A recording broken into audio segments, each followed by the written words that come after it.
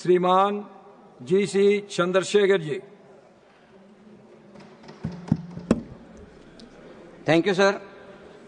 Thank you for giving the opportunity to speak on supplementary demand for grants of financial year 25-26.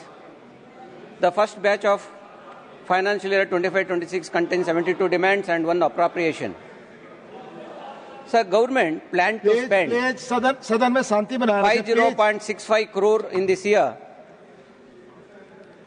Sir, आप बोले please माननीय सदस्यगण आपस में बात न करें. sir, government is planned to spend Please take your 50.65 lakh crore in this year with the extra additional allocation of 1.32 lakh crore. Sir, I will start with a small poem of our great author D.V. Gundappa of Karnataka. ಬರಿ ಓದು ಬರಿ ವಾದ ಬರಿ ಬುದ್ಧಿ ದೊರಕಿಸದು ಪರಸತ್ವವನ್ನು ಬೇಕು ಬೇರೆ ಕಣ್ಣದಕ್ಕೆ ಚಿರದ ಮಮತಾ ವೇಷ್ಟಿದ ಪರೆಯು ಹರಿದಂದು ಅರಳುವುದು ಅರಿವಿನ ಕಣ್ಣು Mankutimma. Sir sir please sir अपनी सीटों पर बैठे. सदन में Sir, the poet reminds us that words have meaning only when they are rooted in humanity. Poetry teaches us to feel the pain of ordinary people, not to just speak beautifully. Sir, this some of principle must guide governance also. When the government needs additional grant for its programs, it is just not about allocation more money on paper. Allocation is important, yes, but it is decide how taxpayers' money is spent. But what truly matters is in allocated money at least should reach 70 to 80% of the people. Sir, unfortunately, the central government's allocation for popular programs not even implemented 50% due to non-release of the funds. Sir, coming to demands of grant fertilizers department, sir, ಹೆಚ್ಚುವರಿಯಾಗಿ ಅನುದಾನನ ಫರ್ಟಿಲೈಸರ್ಸ್ಗೆ ಇವತ್ತೊಂದು ದಿವಸ ಕಳೆದ 5 ವರ್ಷಕ್ಕೆ ಹೋಲಿಸಿದ್ರೆ ಇವತ್ತು double ಆದರೂ ಕೂಡ ಇವತ್ತು ಫರ್ಟಿಲೈಸರ್ಸ್ನ ಸಪ್ಲೈ ಮಾಡೋದ್ರಲ್ಲಿ ಕೇಂದ್ರ ಸರ್ಕಾರ ಸಂಪೂರ್ಣವಾಗಿ ಸೋತಿದೆ ಅನ್ನೋದ್ರಲ್ಲಿ ಯಾವುದೇ ಒಂದು ಇದಿಲ್ಲ ಸರ್. ಯಾಕೆ ಅಂತ ಅಂದ್ರೆ ಇಷ್ಟ ಆದರೂ ಕೂಡ ಒಂದು ವರ್ಷದಲ್ಲಿ ಫಾರ್ಮರ್ಸ್ಗೆ ಎಷ್ಟು ಫರ್ಟಿಲೈಸರ್ಸ್ ಬೇಕು ಅಂತ ಅನ್ನೋದನ್ನ ಅವರು ಅಂದಾಜು ಮಾಡೋದ್ರಲ್ಲೇ ಸೋತಿದ್ದಾರೆ ಸರ್. ಯಾಕೆ ಅಂತ ಅಂದ್ರೆ ಪ್ರತಿ ವರ್ಷನೂ ಕೂಡ ನಮ್ಮ ರೈತರು ಸಫರ್ ಆಗ್ತಾನೆ ಇದ್ದಾರೆ, ಆ ಕಷ್ಟ ಅನುಭವಿಸ್ತಾನೆ ಇದ್ದಾರೆ, ಅವ್ರಿಗೆ ಸರಿಯಾದ ರೀತಿಯಲ್ಲಿ ಫರ್ಟಿಲೈಸರ್ಸ್ ಸಿಗ್ತಾ ಇಲ್ಲ. ಆದ್ರೂ ಕೂಡ ಇವ್ರಿಗೆ ಎಷ್ಟು ಬೇಕು ಈಗ ಹೇಳ್ಬೋದು ಇವ್ರು, ಇಲ್ಲ ನಾವು ಇಷ್ಟೆಷ್ಟು ಮಾಡಿದ್ವಿ ಅದಕ್ಕಿಂತ ಜಾಸ್ತಿ ಬೇಕಾಯ್ತು ಅವಾಗ ನಮ್ಗೆ ಗೊತ್ತಾಗ್ಲಿಲ್ಲ ಅಂತವ. ಪ್ರತಿ ವರ್ಷನೂ ಇದನ್ನೇ ಹೇಳೋದಾದ್ರೆ ಇವ್ರು ಎಸ್ಟಿಮೇಟ್ ಮಾಡಿದ್ಕಿಂತ ಜಾಸ್ತಿ ಬೇಕಾಯ್ತು ಅಂದಮೇಲೆ ಇವ್ರು ಎಸ್ಟಿಮೇಟ್ ಮಾಡಿದ್ದೇ ಸರಿ ಇಲ್ಲ ಅಂತ ಆಯ್ತಲ್ಲ. ಆ ಕಾರಣಕ್ಕೆ ಸರ್ 25ರ ಒಳಗೆ ನಾವು ಅವರೊಂದು ಆಶ್ವಾಸನೆ ಕೊಟ್ಟಿದ್ರು. 2025 ಒಳಗಡೆ ನಾವು ಆತ್ಮನಿರ್ಭರ್ ಭಾರತ್ ಅಡಿನಲ್ಲಿ ನಾವು ಫರ್ಟಿಲೈಸರ್ಸ್ನ ನಾವು ಇಂಪೋರ್ಟ್ ಮಾಡ್ಕೊಳ್ಳೋದಿಲ್ಲ, ಅದನ್ನ ನಾವು ದೇಶದಲ್ಲೇ ತಯಾರು ಮಾಡ್ತೀವಿ ಅಂತ ಅಂದ್ಬಿಟ್ಟು ವಾಗ್ವಾದ ಮಾಡಿದ್ರು. ಆದ್ರೆ ಏನಾಗ್ತಾ ಇದೆ ಇವತ್ತೊಂದು ದಿವಸ, ಇವತ್ತು ಇಂಪೋರ್ಟ್ ಮಾಡ್ಕೊಳ್ಳೋದನ್ನ ತಪ್ಪಿಲ್ಲ, ಇಂಪೋರ್ಟ್ ಜಾಸ್ತಿ ಆಗಿದೆ. ಅವ್ರು ಇವತ್ತೇನು ಮಾತು ಕೊಟ್ಟಿದ್ರು 25 ಒಳಗಡೆ ನಾವು ಇದನ್ನ ಫರ್ಟಿಲೈಸರ್ಸ್ನ ಇಂಪೋರ್ಟ್ ಮಾಡ್ಕೊಳ್ಳಲ್ಲ, ಅದು ಚೈನಾಯಿಂದ ನಾವು ಮಾಡ್ಕೊಳ್ಳಲ್ಲ ಅಂತ ಹೇಳಿದ್ರು. ಅದು ಸಂಪೂರ್ಣವಾಗಿ ಸುಳ್ಳಾಗಿ ಇವತ್ತು ಜನಗಳ ಮುಂದೆ ದೊಡ್ಡ ಒಂದು ಸುಳ್ಳು ಹೇಳುವಂತ ಸರ್ಕಾರ ಇದಾಗಿದೆ sir. Sir, for this department, original grant 1,56,502 crores.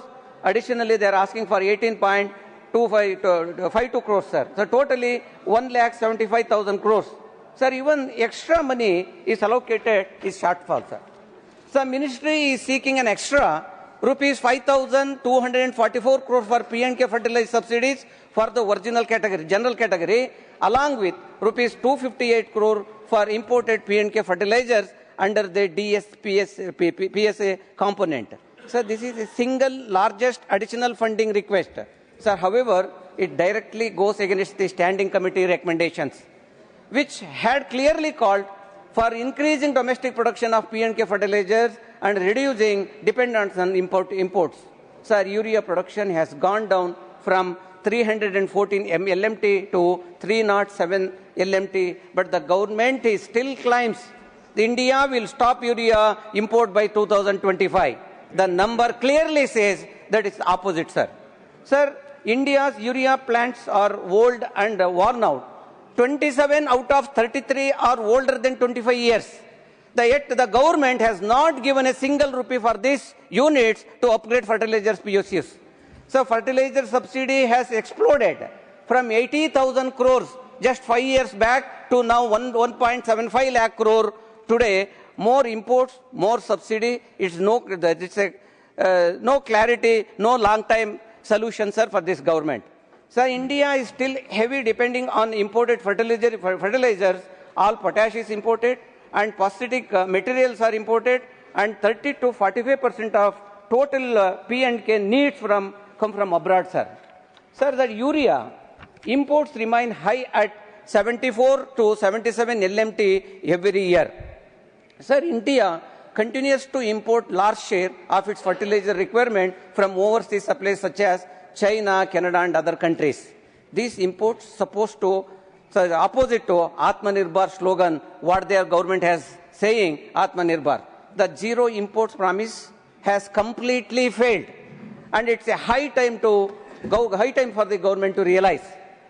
Sir, for example, in Karnataka, I will tell you, sir, we have an average around annual estimate requirement of 49.9 lakh metric ton of fertilizers. We have made a pakka estimate. There is no this thing, after some time we are asking more and less. That is not like central government. State government has estimated exactly around 49.9 lakh ton. But between April to 2025, August 25, Karnataka faces a shortage of around 3 lakh metric ton of urea, sir. Sir, I will tell you, this crisis, becomes too much. The farmers continuously started protesting. Here my friend is saying that Neeraj Dangi MP, just now he is showing, even Rajasthan. Now recently, 7th of December, there is a long queue around 2,500 people. They are all standing in the queue. That is only that one vehicle has come, that is contained only 70 bags. That is only 70 bags means only 70 people will get. What about other people? Same thing has happened in Karnataka also, sir. There was a big queue day and night. The people are standing. This government has failed to supply because of state government. There, the farmers have blamed state government because of the central government has not given the fertilizers, sir. Sir, at least in future, we make a proper estimate. How much we need, how much fertilizer we need for next year. People should not suffer. Farmers should not suffer. You know how to write off the money of the big banks. You don't know how to supply these fertilizers. This is not correct, sir. Sir, next I will come to health department allocation, sir. Sir, health department ಅನ್ನೋದು ಬಹಳ ಮುಖ್ಯವಾದಂತ ಒಂದು ಇದು sir. ಬೇಕೆಂತಂದ್ರೆ health is most important. ಪ್ರತಿಯೊಬ್ಬರಿಗೂ ಕೂಡ, ಇವನ್ ನಮ್ಮ question hour ಆಗಲಿ ಅಥವಾ ಸ್ಪೆಷಲ್ ಮೆನ್ಷನ್ ಆಗಲಿ, ಯಾರೇ ಕೂಡ ಹೆಲ್ತ್ ಡಿಪಾರ್ಟ್ಮೆಂಟ್ ಬಗ್ಗೆ ಮಾತಾಡಿದಾಗ ನಾವೆಲ್ಲರೂ ಕೂಡ ಅದನ್ನು ಅಸೋಸಿಯೇಟ್ ಮಾಡ್ತೀವಿ. ಯಾಕೆಂದ್ರೆ ಇವತ್ತಿಗೂ ಕೂಡ ಹೆಲ್ತ್ ಡಿಪಾರ್ಟ್ಮೆಂಟ್ ಇಂದ ನಾವು ಸರಿಯಾಗಿ ಎಲ್ಲ ರಾಜ್ಯಗಳಲ್ಲಿ ನಮ್ಗೆ ಸರಿಯಾದಂತ ಟ್ರೀಟ್ಮೆಂಟ್ ನ ಕೊಡ್ಲಿಕ್ಕೆ ಇವತ್ತಿನ ತನಕ ಸಾಧ್ಯವಾಗಿಲ್ಲ. ಸರ್, ಯಾಕೆ ನಾನು ಇದನ್ನು ಹೇಳ್ತಾ ಇದ್ದೀನಿ ಅಂತ ಅಂದ್ರೆ, ಇವತ್ತು ಹೆಲ್ತ್ ಎಷ್ಟರ ಮಟ್ಟಿಗೆ ಇದಕ್ಕೆ ಹೋಗಿದೆ ಅಂತ, ವಿಕೋಪಕ್ಕೆ ಹೋಗಿದೆ ಅಂತ ಅಂದ್ರೆ, ನಾನು ಒಂದು ರಿಕ್ವೆಸ್ಟ್ ನಿಮ್ಮ ಮೂಲಕ ಗೌರ್ಮೆಂಟ್ ಅಲ್ಲಿ ನಾನು ಹೇಳಕ್ ಇಷ್ಟಪಡ್ತೀನಿ ಸರ್. ಈ MP ಲಾರ್ಡ್ ಫಂಡ್ ಅಲ್ಲಿ ಮಿನಿಮಮ್ ಅಟ್ಲೀಸ್ಟ್ 1 crore if you keep it for a health ಟ್ರೀಟ್ಮೆಂಟ್ಗೋಸ್ಕರ ಕೊಡೋದಕ್ಕೆ ಅವಕಾಶ ಮಾಡಿಕೊಟ್ರೆ that is a great help sir. ಯಾಕೆಂತ ಅಂದ್ರೆ ನಾವೆಲ್ಲ ಕನ್ಸ್ಟ್ರಕ್ಷನ್ ಇದಕ್ಕೆಲ್ಲ ಕೊಡ್ತೀವಿ, ಆದ್ರೆ ಟ್ರೀಟ್ಮೆಂಟ್ಗೆ 1 ಕೋಟಿ ರೂಪಾಯಿನ ಮೀಸಲಿಟ್ಟು ಕೊಟ್ರೆ ನಿಜವಾಗ್ಲೂ ಕೂಡ ಅದು ನಿಜವಾಗ್ಲೂ ಒಂದು ಗ್ರೇಟ್ ಹೆಲ್ಪ್ ಆಗುತ್ತೆ ಸರ್. ಯಾಕೆಂದ್ರೆ ಸರ್ಕಾರ ಇವತ್ತೇನು ಕಲೆಕ್ಟ್ ಮಾಡ್ತಾ ಇದೆ ದುಡ್ಡನ್ನ, ಅಷ್ಟು ದುಡ್ಡನ್ನ ಇವತ್ತು ಹೆಲ್ತ್ಗೆ ಇದನ್ನ ಖರ್ಚು ಮಾಡ್ತಾ ಇಲ್ಲ ಅನ್ನೋದಕ್ಕೆ ನಾನು ನಿಮ್ಗೆ ಹೇಳ್ತಾ ಇದ್ದೀನಿ ಸರ್. ಸರ್, ಸರ್ಕಾರ ಇವತ್ತು ಕೂಡ ಇದು ಸೆಸ್ ರೂಪದಲ್ಲಿ, ಟ್ಯಾಕ್ಸ್ ರೂಪದಲ್ಲಿ ಸಾಕಷ್ಟು ದುಡ್ಡನ್ನ ಕಲೆಕ್ಟ್ ಮಾಡ್ತಾ ಇದೆ. ಆದ್ರೆ ಅಷ್ಟು ದುಡ್ಡನ್ನ ಇವತ್ತು ಹೆಲ್ತ್ಗೆ ಖರ್ಚು ಮಾಡ್ತಾ ಇದೆ ಅನ್ನೋದ್ರ ಬಗ್ಗೆ ನಾವು ಇವತ್ತು ಯೋಚನೆ ಮಾಡಬೇಕಾಗಿದೆ sir. Sir, national health policy 2017 promised 2.5% of GDP for health by 2025. Sir, but 2025 is ending and this government has managed only 1.8%. Why did this government even this not come closer to even 2.5 there what they have made the target? Then where is the promise, sir, what they have done? Sir, if you take Pradhan Mantri Swasthya Suraksha Nidhi, this is very important dedicated fund to health department, health only. They created in 2021. Sir, let us see that what happening in this. For example, in 2023-24, the health department, health and education says collected around 71,157 crores. Sir, but this amount, the transfer to this account, only 13,777 crores. So whether 4% health and education is collected, out of which if they are remitted 25% of the amount? No. They have remitted, they are transferred. This government has transferred only 17% and 18% of the amount. What happened to the rest money? Because they are collecting the money by putting the tax, but they are not spending the same amount to this health department. Sir, from 2019 to 2023 to 24, The government spent only 67% of the money allocated for the Pradhan Mantri Arogya Jana Bhagya, Jana Yojana, so commonly called as Ayushman Bharat. Sir, with a little allocation, how states are suffering? Let me give an example from our own state, sir. Sir, Karnataka ರಾಜ್ಯ ಸರ್ಕಾರ ಮತ್ತೆ ಕೇಂದ್ರ ಸರ್ಕಾರದ ಸಹಭಾಗ್ಯತ್ವದಲ್ಲಿ ಈ ಒಂದು ಸ್ಕೀಮ್ನ ಕೊಡಲಿಕ್ಕೆ ಕಳೆದ 5 ವರ್ಷಗಳಲ್ಲಿ ನಮ್ಮ ರಾಜ್ಯ ಸರ್ಕಾರ ಖರ್ಚು ಮಾಡಿರುವಂಥದ್ದು 7,239 ಕೋಟಿ ರೂಪಾಯಿ ಸರ್. ಅದರಲ್ಲಿ ಕೇಂದ್ರ ಸರ್ಕಾರ ಇವತ್ತೊಂದು ತನಕ ಕೊಟ್ಟಿರುವಂಥದ್ದು 2,56 ಕೋಟಿ ರೂಪಾಯಿ ಮಾತ್ರ ಇವತ್ತು ಬಿಡುಗಡೆ ಮಾಡಿದ್ದಾರೆ. ಉಳಿದ 5,183.19 ಕೋಟಿನ ಕರ್ನಾಟಕ ರಾಜ್ಯ ಸರ್ಕಾರನೇ ಖರ್ಚು ಮಾಡಿದೆ. ಸರ್, ಇದರಲ್ಲಿ ಏನಿದೆ ಅಂದರೆ, ಈ ಯೋಜನೆ ಅಡಿನಲ್ಲಿ 60% ಕೇಂದ್ರ ಸರ್ಕಾರ ಕೊಡಬೇಕು, 40% ಇವತ್ತು ರಾಜ್ಯ ಸರ್ಕಾರ ಕೊಡಬೇಕು. ಆದರೆ ಈ ಆಯುಷ್ಮಾನ್ ಭಾರತ್ ಆರೋಗ್ಯ ಕರ್ನಾಟಕ ಚಿಕಿತ್ಸೆ ಅಡಿನಲ್ಲಿ ಸರ್, ಇವತ್ತು ಪೇಷಂಟ್ಸ್ ಹೇಗೆ ಇನ್ಕ್ರೀಸ್ ಆಗ್ತಾ ಇದ್ದಾರೆ ಅನ್ನೋದಕ್ಕೆ ನಿಮ್ಗೊಂದು ಅಂಕಿಅಂಶ ನಾನು ನಿಮ್ಗೆ ಕೊಡೋಕೆ ಇಷ್ಟಪಡ್ತೀನಿ. ಇದೇ ಕರ್ನಾಟಕದಲ್ಲಿ ಸರ್ 2020ರಲ್ಲಿ 8 ಲಕ್ಷ ಇದ್ದಂಥ ಪೇಷಂಟ್ಸ್ ಏನು ಬರ್ತಾ ಇದ್ರು ಟ್ರೀಟ್ಮೆಂಟ್ಗೆ, ಅವರು 24ರಲ್ಲಿ ಇದ್ದಿದ್ದು only 8 lakh people are there in 2024. Sir, now it has reached 35 lakh people per year. Just imagine how is the increase ಆಗ್ತಾ ಇದೆ ಅನ್ನೋದ್ರ ಬಗ್ಗೆ ನೀವು ಯೋಚನೆ ಮಾಡಬೇಕು. ಸರ್, ಕಳೆದ 5 ವರ್ಷಗಳಲ್ಲಿ ನಮ್ಮ ರಾಜ್ಯ ಸರ್ಕಾರ 1.9 ಕೋಟಿ ಕೇಸ್ಗಳಿಗೆ ಚಿಕಿತ್ಸೆಗೆ ಇವತ್ತು ಹಣ ಒದಗಿಸ್ಕೊಟ್ಟಿದ್ದಾರೆ. ಅಂದ್ರೆ ಎಷ್ಟು ಹ್ಯೂಜ್ ಅಮೌಂಟ್ನ ಇವತ್ತು ರಾಜ್ಯ ಸರ್ಕಾರ ಕೇಂದ್ರ ಸರ್ಕಾರ ಕೊಡ್ಲಿಲ್ಲ ಅಂದ್ರೂ ಕೂಡ, ಎಷ್ಟು ಸರಿ ಕೇಳಿದ್ರು ಕೂಡ ಕೇಂದ್ರ ಸರ್ಕಾರಕ್ಕೆ ಹಣ ಕೊಡಲಿಲ್ಲ. Health department is not important sir. That is not their responsibility, sir. This is not their promise, sir. They should give it now, but they are not given. Sir, ಪರಿಸ್ಥಿತಿ ಹೀಗಿರುವಾಗ ಕೇಂದ್ರಕ್ಕೆ ಎಷ್ಟೇ ಮನವಿ ಮಾಡಿದ್ರು ಕೊಡಲಿಲ್ಲ. ಸರ್, ಈ ಯೋಜನೆ ಅಡಿನಲ್ಲಿ ಸುಮಾರು 1650 ಚಿಕಿತ್ಸಾ ಪ್ಯಾಕೇಜ್ಗಳಿದ್ದಾವೆ. ಸರ್, ಇದರಲ್ಲಿ ಎಷ್ಟೋ ಪ್ಯಾಕೇಜ್ಗಳು ಪಾಪ ಜನಕ್ಕೆ ಗೊತ್ತೇ ಇಲ್ಲ. ಅದನ್ನು ಗೊತ್ತು ಮಾಡೋದು ಕೂಡ ಬಹಳ ಒಂದು ದೊಡ್ಡ ಇದು. ಯಾಕೆಂದ್ರೆ ಬಡವರಿಗೆ ಇವೆಲ್ಲ ಗೊತ್ತಾಗಲ್ಲ, ಹಾಸ್ಪಿಟಲ್ ಅಷ್ಟು ಈಜಿಯಾಗಿ ಸೇರಿಸಲ್ಲ. ಅದಕ್ಕೆ ಇದಕ್ಕೆ 1,650 ಚಿಕಿತ್ಸಾ ಪ್ಯಾಕೇಜ್ಗಳು ಇದ್ರೂ ಕೂಡ ರೇಟು ಕಮ್ಮಿ ಅನ್ನೋ ಕಾರಣಕ್ಕೆ ಪ್ರೈವೇಟ್ ಹಾಸ್ಪಿಟಲ್ಗಳು ಇದಕ್ಕೆ ಆಸಕ್ತಿನೇ ತೋರಿಸ್ತಾ ಇಲ್ಲ. ಏಕೆಂದ್ರೆ ರೇಟ್ ತುಂಬಾ ಕಮ್ಮಿ ಇದೆ, ಅವ್ರು ತಗೊಳ್ಳಲ್ಲ, ಅವ್ರು ಇನ್ನ ಮತ್ತೆ ಅಡಿಷನಲ್ ದುಡ್ಡು ಕೊಡ್ಬೇಕಲ್ಲ ಅಂತ ಅವರು ಅದಕ್ಕೆ ಇದನ್ನ ಆಸಕ್ತಿ ತೋರಿಸ್ತಾ ಇಲ್ಲ. The Private Hospital Association has been asking the state government to increase the treatment package rates, but right now, if the rates are increased, the state government will have to pay almost 90% of the cost under this scheme. Because of this high financial burden, the rate revision proposal has not been approved. Sir, due to this same funding issue, Ayushman Vayovidya Vandana, sir, this scheme is most important, sir. This is giving insurance to people above 70 years. Above 70 years people, they used to get insurance, but they are not given, they are not even started this scheme. Only it is remaining in the name. That very popular name, it is remaining in the name. That is the thing, sir. Sir, and also, one more pain. Even 15 finance grants to Karnataka Health Department got very negligible amount. That is 2022-23, sir. We are not received single NP, just imagine, without money how to manage. And 23-24, nothing, zero. That year also not given anything. 24-25, 175 crores. Prahalad Joshi avare ಸ್ವಲ್ಪ ಕೇಳಿಸ್ಕೋಬೇಕು ತಾವು. 175 crores. 2025-26 up to 19/8/2025, the central government is given only 16.2 crores. Just imagine, this is the only amount he has given. Even, sir, even currently, that is centrally sponsored, sir. Pralhad Joshi ಅವರೇ, ರಾಜ್ಯದ ಸಮಸ್ಯೆನ ಕುತ್ಕೊಂಡು sir, ನಮ್ಮ ರಾಜ್ಯದ ಬನ್ನಿ ಪ್ರಹ್ಲಾದ್ ಜೋಶಿ ಅವರೇ, ಕುತ್ಕೊಳ್ಳಿ, ಓಡೋಗ್ಬಿಡಿ, ಬನ್ನಿ ಪ್ಲೀಸ್. ಅವ್ರು ಕೇಳಿಸ್ಕೊಳಕ್ ಆಗ್ತಾ ಇಲ್ಲ. ಕೇಂದ್ರ ಸರ್ಕಾರದ budget sir, sponsored scheme, sponsored see, he is from our state, senior minister, he should listen. No, that's why I am speaking to him.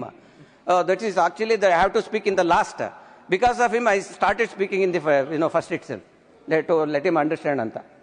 Okay sir, ಕೇಂದ್ರ ಸರ್ಕಾರ ಬಡ್ಜೆಟ್ ಅಲೋಕೇಶನ್ ನ ಮಾಡ್ಕೊಂಡಾದ್ಮೇಲೆ ಅಕಸ್ಮಾತ್ ಏನಾದರೂ ಶಾರ್ಟ್ ಫಾಲ್ ಆದ್ರೆ ಸರ್, ಅವರು ಈ ತರ ಒಂದು ಸಪ್ಲಿಮೆಂಟರಿ ಆಗಿ ದುಡ್ಡನ್ನು ತಂದು ಒಂದು ಗ್ರಾಂಟ್ ನ ಸ್ಯಾಂಕ್ಷನ್ ಮಾಡಿಸ್ಕೊಂಡು ಮಾಡ್ಕೋತಾರೆ ಸರ್. ಅದು ಒಳ್ಳೇದು, ಮಾಡ್ಕೊಳ್ಳಿ. ದೇಶ ನಡೆಸಬೇಕು ಅಂತ ಅಂದ್ರೆ ಅವ್ರಿಗೆ ಅಡಿಷನಲ್ ದುಡ್ಡು ಬೇಕಾದಾಗ ಮಾಡ್ಕೊಳ್ಳೋ ಸರ್ವೇ ಸಾಮಾನ್ಯ ಸರ್. ಆದ್ರೆ ರಾಜ್ಯ ಸರ್ಕಾರಗಳಿಗೆ ಇವರು ದುಡ್ಡು ಕೊಟ್ಟಿದ್ದನ್ನ ಅಲ್ಲಿ ಬಡ್ಜೆಟ್ ಅಲ್ಲಿ ಅಲೋಕೇಟ್ ಮಾಡಿರೋದಿರ್ಬೋದು, ಅಥವಾ ಯಾವುದನ್ನೇ ಹಣ ಇವತ್ತು ಸ್ಪಾನ್ಸರ್ ಸ್ಕೀಮ್ಸ್ ಇರ್ಬೋದು, ಅದನ್ನ ಕೊಡ್ಲಿಲ್ಲ ಅಂತ ಅಂದ್ರೆ ಹೇಗೆ ರಾಜ್ಯಗಳು ನಡೆಸಬೇಕು ಅನ್ನೋದ್ರ ಬಗ್ಗೆ ನಾವು ಯೋಚನೆ ಮಾಡಬೇಕು sir. Sir, let me quote some promised and released allocation to some of the important, most advertised projects of central government during this year, sir. Sir, rural drinking water. How important, you know that very well. They have sanctioned around 1,999 crores. They have released only, so far, they have released only 570 crores. And Pradhan Mantri Awas Yojana. So on sanctioned 400 crores, released zero, not even single NP till now. Sir, Swachh Bharat Urban, 300 crores, not released single NP. And sir, this old age pension, this is most important thing, you know that very well.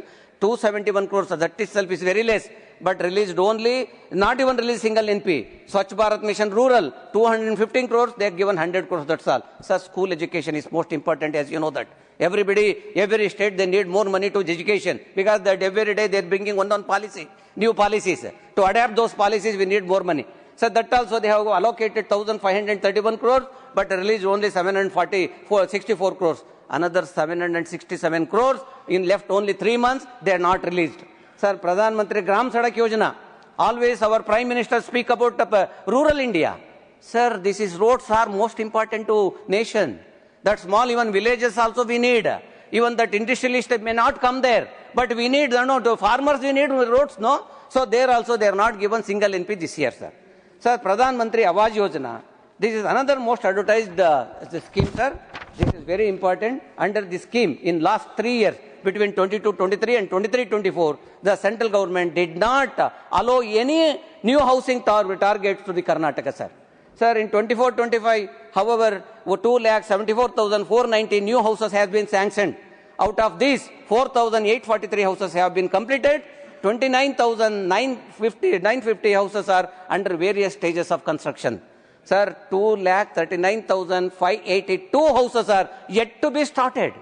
Only 12.62% is completed. Just imagine how central government is taking so seriously to give houses to poor people. You can see that, sir, before 2022, they promised we will give houses to each and everyone, all poor people. That promise is till now, it has not completed. So next, I'll come to this, sir, petroleum and natural gas thing. The Ministry of Petroleum and Natural Gas originally allocated 19,000 crores, but now asking for additionally 14,000 crores, the totally 34,000 crores, almost all 80% they are asking. The biggest part of this new demand, rupees 12,000 crore to compensate PSU oil marketing companies for LPG under the recoveries. So, but this raises a serious question. The union government had already approved 30,000 crores for the same purpose in August 2025. Why this ministry coming back after a few months and asking some more money? So after 10 years in power, why the government still failing to correctly estimate this subsidy burden? I don't know, sir. So there is a confusion between the ministry justification and actual market data. So the cabinet note says international LPG price remained high. The reality is that the Saudi contract price and global benchmark fell sharply from over $600 per metric ton to 506 per metric ton between the March and August 2025.